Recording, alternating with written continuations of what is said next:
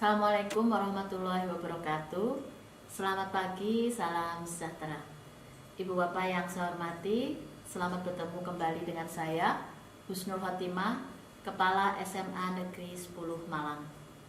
Dalam kesempatan ini, saya akan sharing atau berbagi terkait dengan format atau instrumen supervisi pembelajaran di era pandemi COVID-19.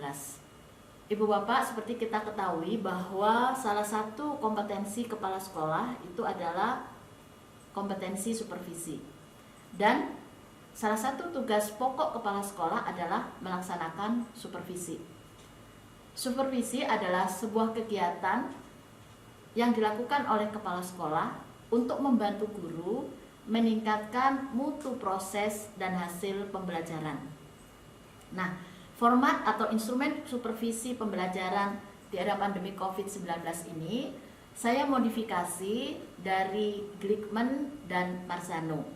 Juga terkait dari pengalaman saya melaksanakan lesson study berbasis sekolah di SMA Negeri 10 Malang. Ibu Bapak yang saya hormati, terkait dengan pandemi COVID-19 bukan berarti bahwa tugas pokok kepala sekolah terkait dengan supervisi itu harus dihentikan. Karena bantuan harus terus dilakukan oleh kepala sekolah kepada seorang guru. Nah, dalam hal ini saya mencoba menyusun format supervisi yang sederhana tetapi tetap mengacu kepada tujuan supervisi. Ibu Bapak, dalam kegiatan supervisi yang saya lakukan di SMA Negeri 10, saya sudah menggunakan format ini. Dan alhamdulillah sudah bisa berjalan dengan baik, dan perlu saya sampaikan bahwa format supervisi yang saya hasilkan ini bukan salah satu atau satu-satunya yang terbaik, karena setiap kepala sekolah memiliki kesempatan untuk menyusun supervisi di sekolahnya masing-masing sesuai dengan kondisi karakteristik di era pandemi COVID-19. Ibu Bapak, berikut akan saya sampaikan format-format yang sudah saya hasilkan sebagai berikut. Ibu Bapak yang saya hormati, inilah dokumen supervisi daring yang sudah saya buat berdasarkan modifikasi dari supervisi pendapat dari Glickman dan Marzano dan dari hasil kegiatan lesson study yang ada di SMA Negeri 10. Saya sebut ini sebagai dokumen karena ini merupakan kumpulan nilai atau evaluasi dari guru yang saya supervisi. Dokumen kita beri data siapa yang disupervisi oleh kepala sekolah, yaitu nama guru, NIP-nya, pangkat golongan, mata pelajaran, kelas, program, jam keberapa dilaksanakan, dan tanggal pelaksanaan serta nilainya.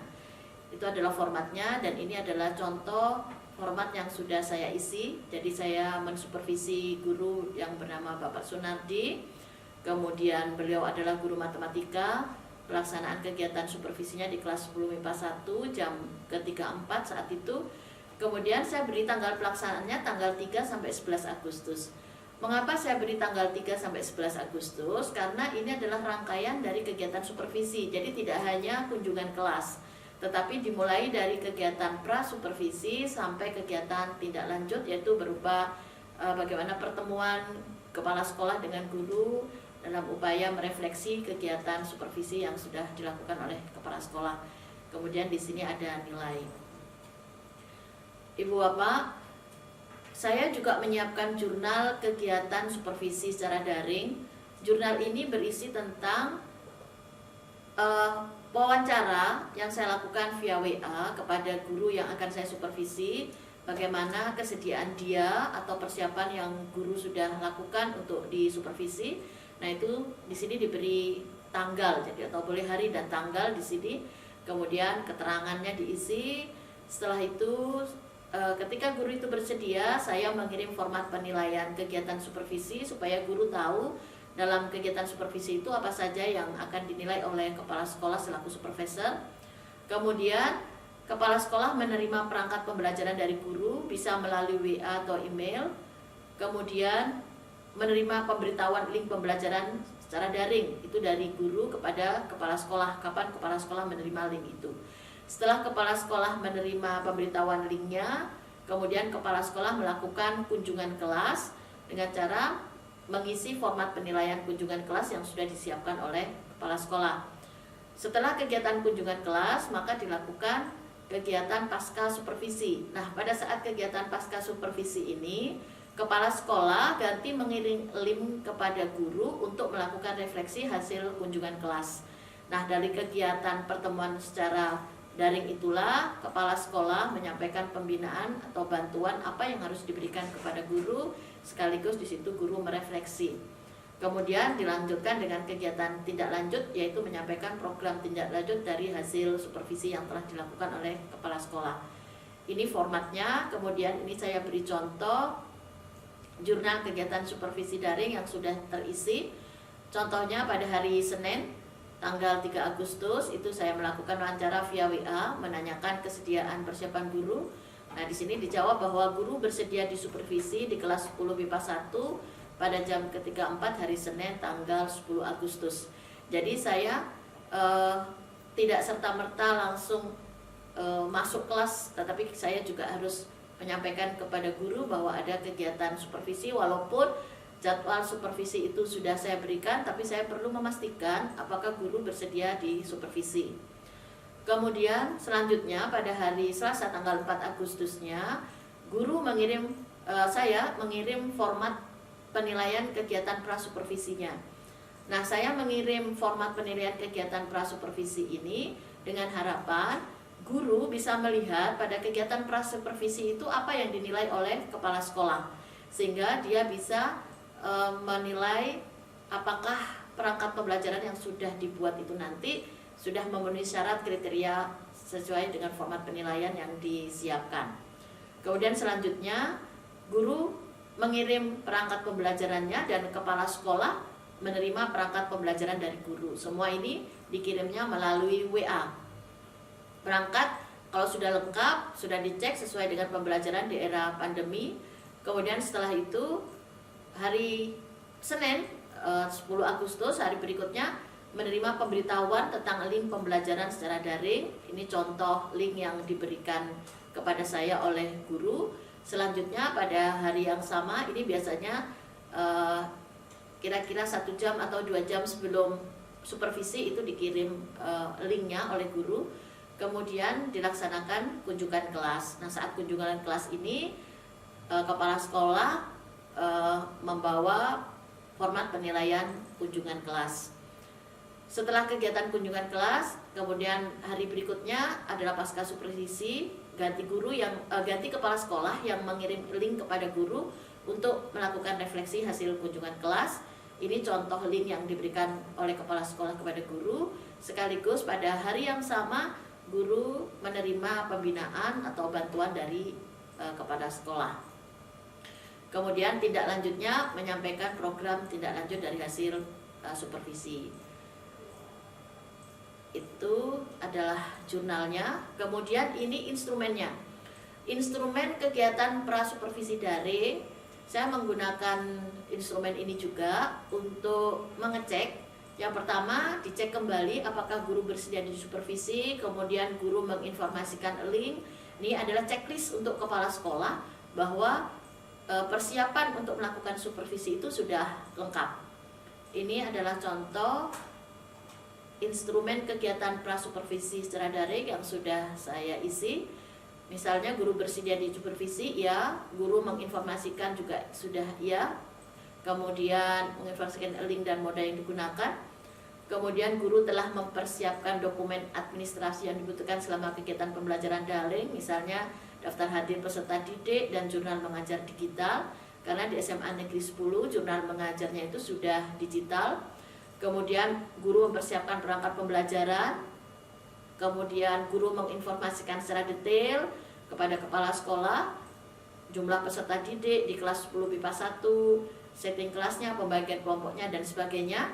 Kemudian guru juga menjelaskan secara detail terkait kegiatan pendahuluannya, kegiatan inti, dan kegiatan penutupnya, sehingga kepala sekolah dapat gambaran bagaimana nanti proses pembelajaran secara daring itu dilaksanakan. Selanjutnya adalah format instrumen penilaian daring. Nah, instrumen penilaian daring itu adalah ini yang dalam kegiatan pra-supervisi. Jadi instrumen penilaian daring itu adalah kegiatan pra-supervisi yang dinilai adalah yang pertama kesesuaian tujuan dengan indikator pencapaian kompetensi, kemudian kelengkapan kata kerja operasional yang digunakan dapat diamati dan diukur untuk RPP-nya, kemudian kelengkapan tujuan pembelajarannya, kesesuaian materi pembelajaran dengan kompetensi dasar dan indikator yang akan dicapai, kemudian kesesuaian materi pembelajaran dengan isu COVID-19. Jadi ini maksudnya isu di era COVID-19. Kemudian materi pembelajarannya tergolong esensial, kelengkapan bahan ajar sesuai dengan kebutuhan daring atau pembelajaran online, terdapat model, pendekatan, dan metode yang variatif secara daring, kemudian kelengkapan tahapan kegiatan pembelajaran daring.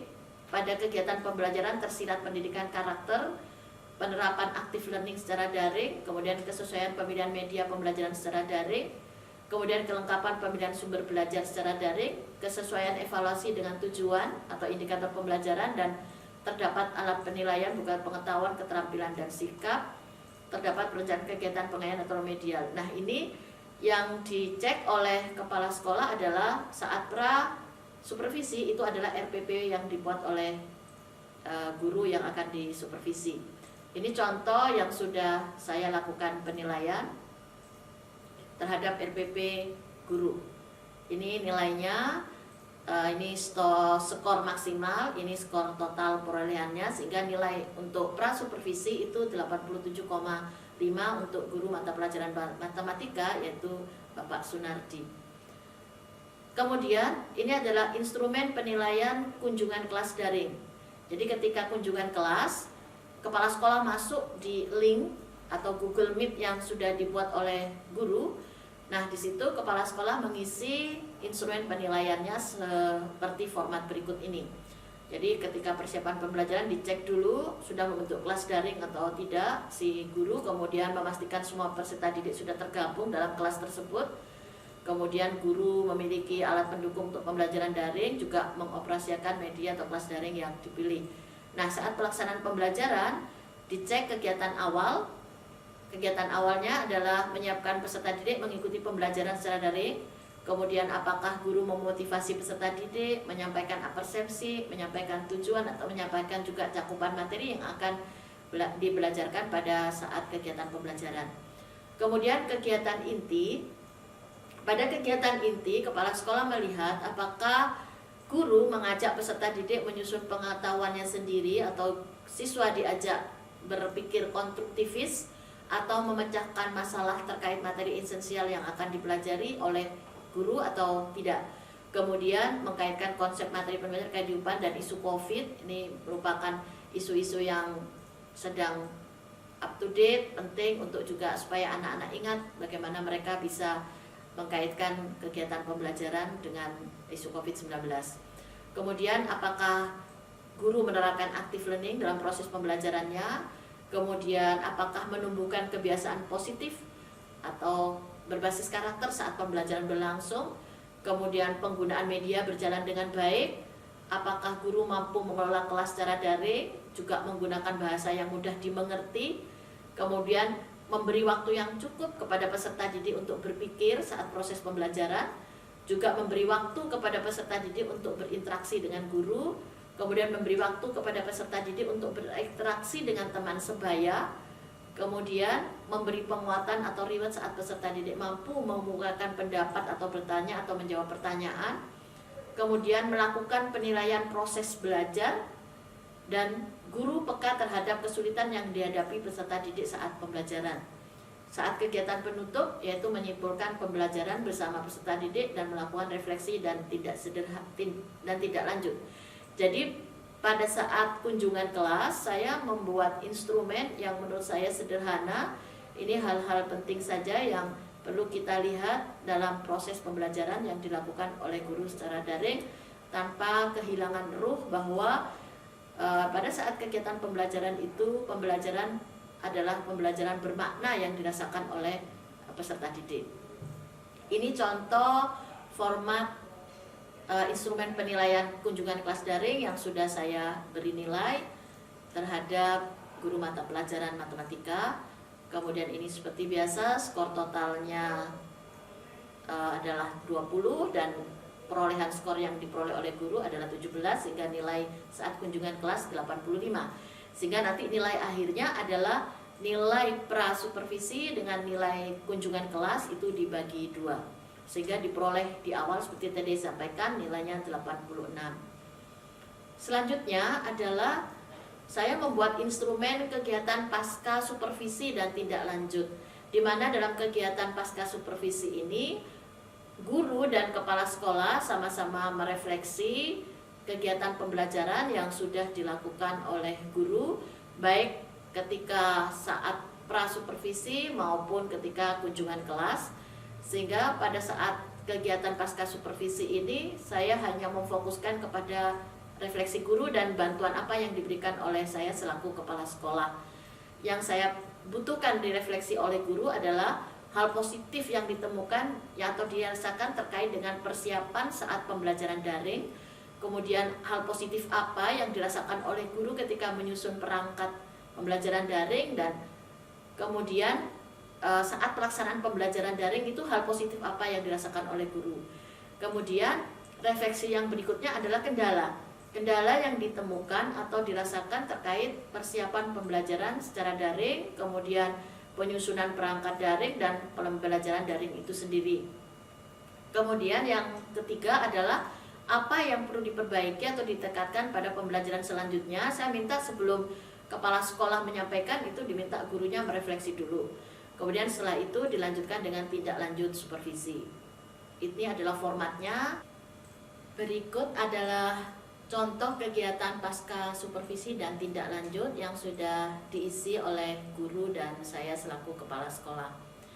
Yang pertama adalah pernyataan tentang hal positif yang ditemukan atau dirasakan oleh guru terkait dengan persiapan pembelajaran daring. Jadi hal positif apakah yang dirasakan oleh guru ketika membuat persiapan pembelajaran secara daring ini. Di sini guru merefleksi diri, menyampaikan bahwa punya banyak waktu untuk menyusun persiapan. Nah, kemudian apa yang dirasakan oleh guru ketika menyusun perangkat pembelajaran secara daringnya? Masih juga merasakan punya banyak waktu untuk belajar dan mengembangkan jenis media. Dan hal positif juga ketika pembelajaran daring, yaitu bisa belajar atau bisa mengajar tanpa keluar rumah. Itu menurut refleksi guru. Nah, bantuan kepala sekolah atau hal-hal penguatan yang saya berikan karena guru merasa dari refleksinya memiliki banyak waktu, maka saya sarankan kepada guru untuk banyak membaca banyak hal, misalnya terkait dengan pembelajaran, terkait dengan teori belajar, terkait dengan aplikasi atau media-media belajar lain yang dibutuhkan di dalam proses pembelajaran daring atau juga nanti ketika pembelajaran tidak lagi dilakukan secara daring. Bagaimanapun juga guru harus banyak membaca. Kemudian yang berikutnya adalah refleksi guru terkait dengan kendala yang ditemukan atau dirasakan saat mempersiapkan pembelajaran secara daring. Menurut guru, kendalanya adalah gangguan lingkungan rumah. Jadi lingkungan rumah yang mungkin masih punya anak kecil begitu dianggap gangguan, mungkin ada kesibukan lain yang di rumah yang bisa langsung dihentikan, itu termasuk hal-hal yang menjadi kendala. Kemudian kendala berikutnya ketika membuat persiapan yaitu spesifikasi perangkat harus memadai. Jadi mungkin laptop atau HP yang dimiliki itu perangkatnya kurang memadai untuk membuat persiapan pembelajaran daring. Kemudian juga merasakan bahwa referensi yang dimiliki juga terbatas terkait dengan hal-hal yang perlu disiapkan dalam pembelajaran daring. Nah, bantuan yang disampaikan oleh kepala sekolah dalam hal ini adalah ketika merasa bahwa di rumah terganggu ketika menyusun persiapan pembelajaran daring, maka kepala sekolah meminta kepada guru untuk menyiapkan perangkat pembelajarannya di sekolah. Tentu saja tetap harus menurut protokol kesehatan, yaitu tetap melakukan social distancing ketika berada di sekolah.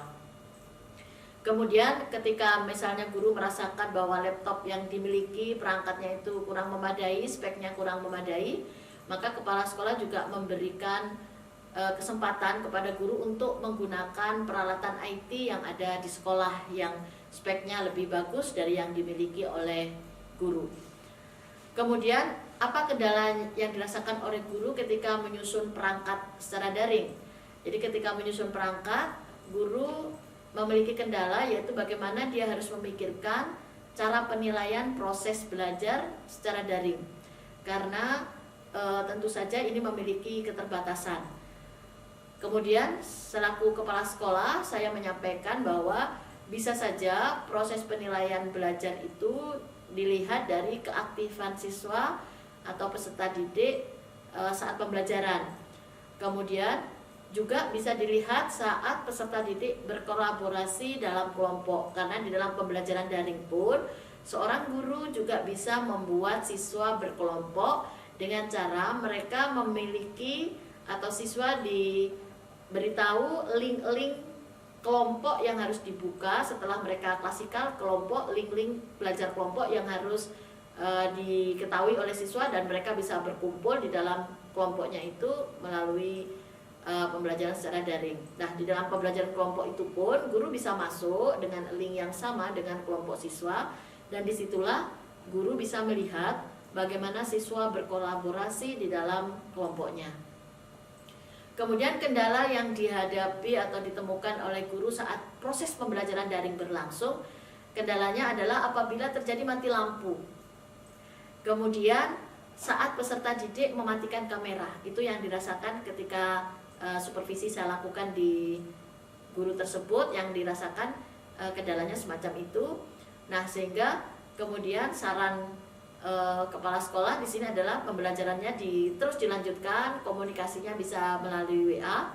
Kemudian untuk peserta didik yang mematikan kamera mungkin perlu dibuat aturan supaya ketika saat pembelajaran itu peserta didik terus menyalakan kameranya, sehingga keaktifan mereka, bagaimana kondisi mereka ketika mengikuti pembelajaran itu bisa terpantau oleh guru, walaupun tentu saja pemantauan ini tetap secara terbatas dibandingkan dengan pembelajaran tatap muka yang dilaksanakan di kelas.